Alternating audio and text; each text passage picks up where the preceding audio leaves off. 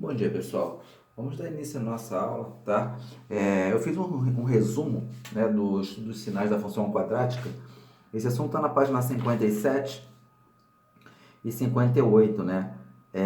Queria que esse resumo que eu fiz, eu dei uma enxugada, eu consegui colocar todos os casos. São 3 casos, né, que eu achei importante que nós revisássemos para a gente poder ir avançando aos poucos com a matéria, tá? Mas nada impede que vocês façam uma leitura aí, tá, dos exemplos, tá? Com base nesse resumo que eu fiz aí para vocês, tá bom? Aí depois tem alguns exercícios que nós faremos para a gente poder dar uma explanada legal, tá? A gente poder aperfeiçoar e depois entraremos no caso de inequações, tá? A gente vai avançando porque na parte de inequações vou precisar que vocês saibam, né?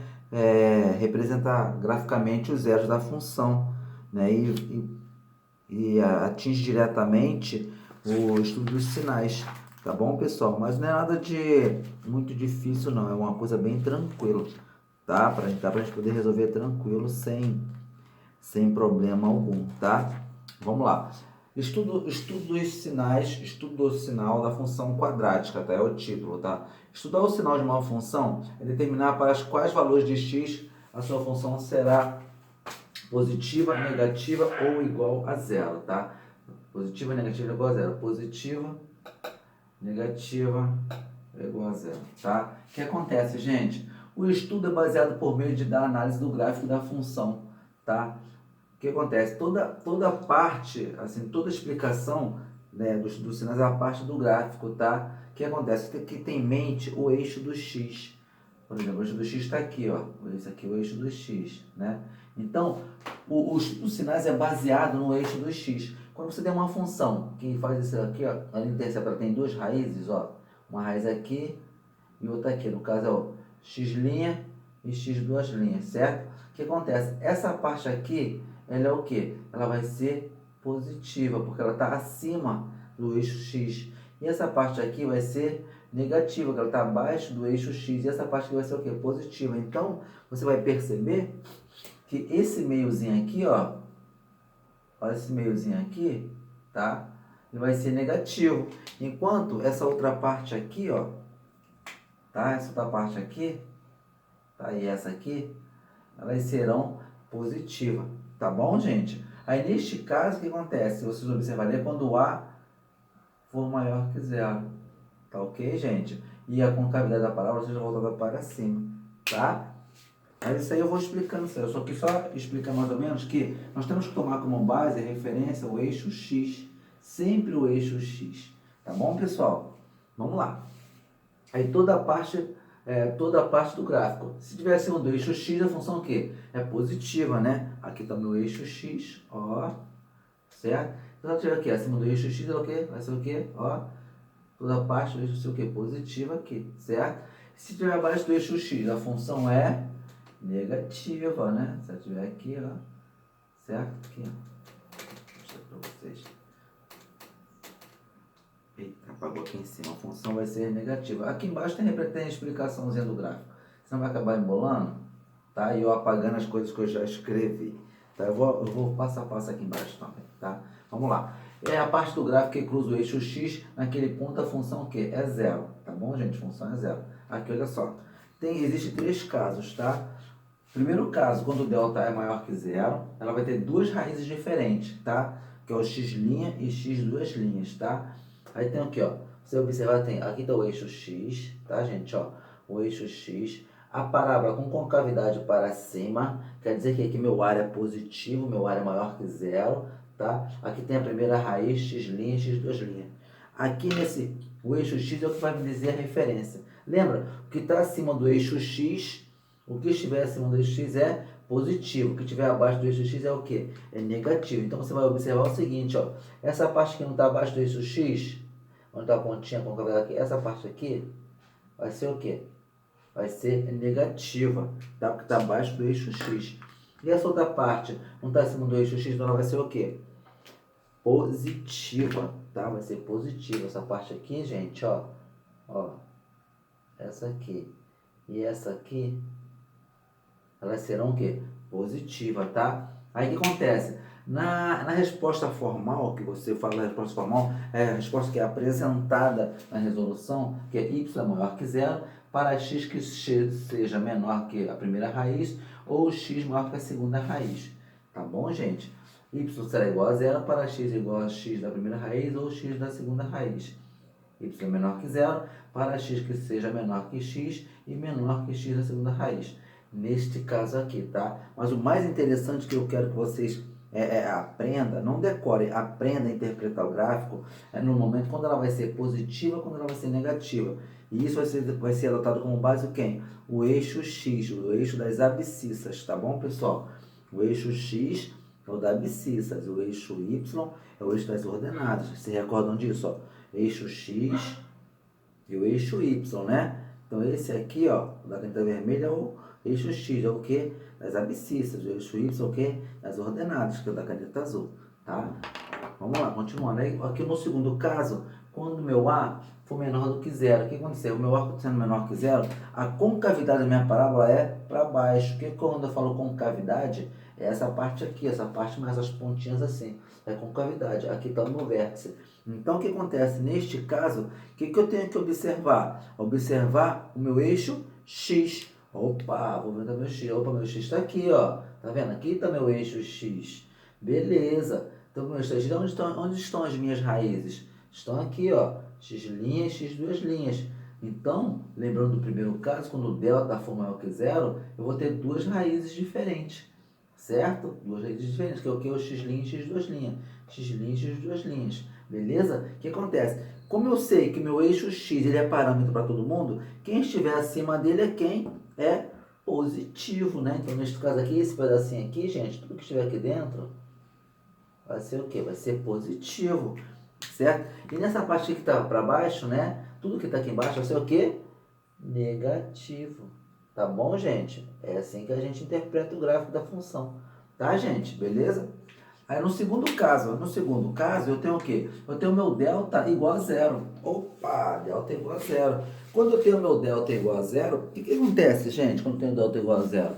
Tendo o meu delta igual a zero, eu terei uma raiz ou duas raízes iguais, né? Na resolução lá. Então eu sei o quê? Que a minha função, ela terá duas raízes ou raízes iguais. E quando o meu ar for maior do que zero, a concavidade da minha parábola é voltada para cima. Ó, concavidade voltada para cima daqui, queridos. Ó, concavidade para cima. E eu adoto como parâmetro quem? Meu eixo Y, certo? Mas aí, peraí. Neste caso, o meu eixo, ela está toda para cima, né?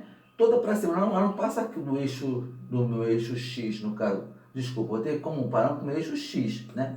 Meu eixo X. E ela está toda onde? Está toda para cima, no eixo, cima do eixo X. Abaixo daqui não passa ninguém, certo? Eu tenho que adotar como parâmetro sempre no eixo X, sempre o eixo X. O que acontece? Então ela está toda para cima, o que acontece? A minha função é toda positiva, certo? Toda positiva. Quando a minha concavidade for voltada para cima, o meu A é maior que zero e minha função é toda positiva. E nesse pontinho aqui, ó, nesse pontinho aqui, nessa interseção, isso aqui vai valer zero, tá? Porque meus x' e x duas linhas são iguais, tá? Outro caso, quando a minha concavidade estiver voltada para baixo, tá? Aqui, ó, para baixo, tá? Adotando como parâmetro meu eixo X, o que acontece? Eu sei que a minha parábola está indo para baixo, o meu A é o quê? O meu A, ele é menor do que zero, né? Eu nem coloquei aqui, né, gente? Olha, conta aqui, o A é menor do que zero. Quando ela estiver voltada para baixo, certo, gente? O A é menor do que zero. O A sendo menor do que zero, o que acontece?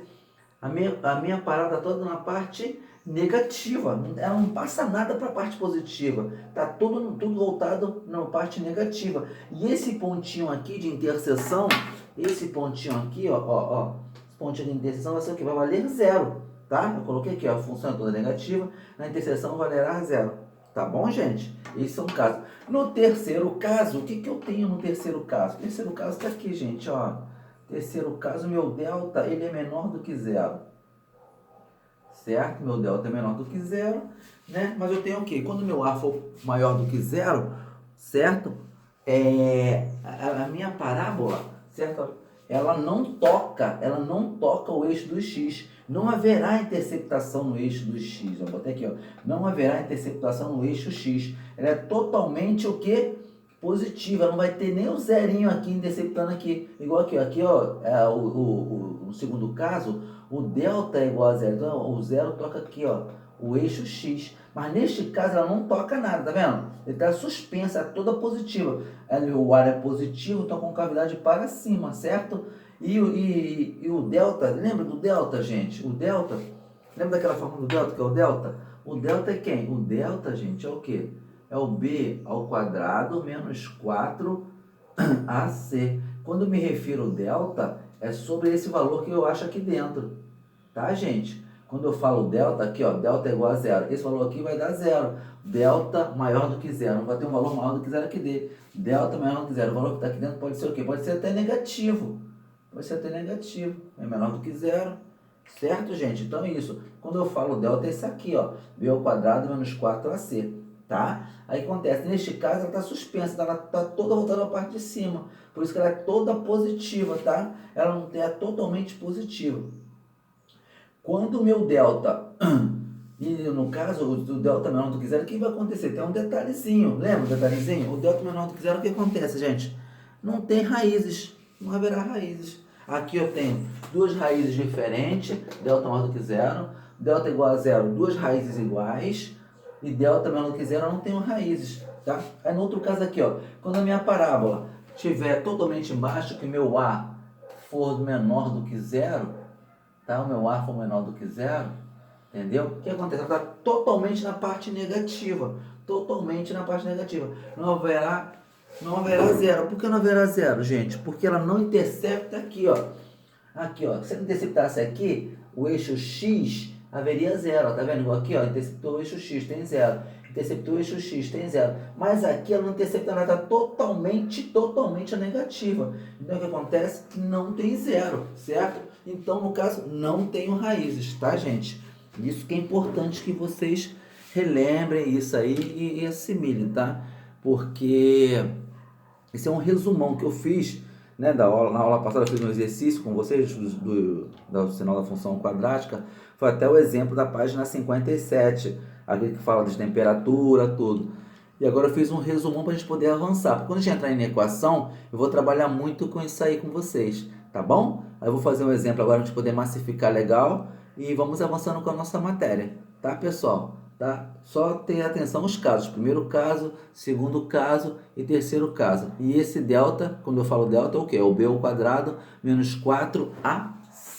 Tá? Isso aqui não é não, tá, gente? É ac, tá? É o nosso delta. A gente já conhece esse delta da função de Bhaskara, tá? No caso da função, esse delta lembra muito o quê? A equação do segundo grau, lembra? Que é menos b mais ou menos raiz quadrada de b ao quadrado menos 4 sobre 4ac. Lembra que era isso aqui, ó?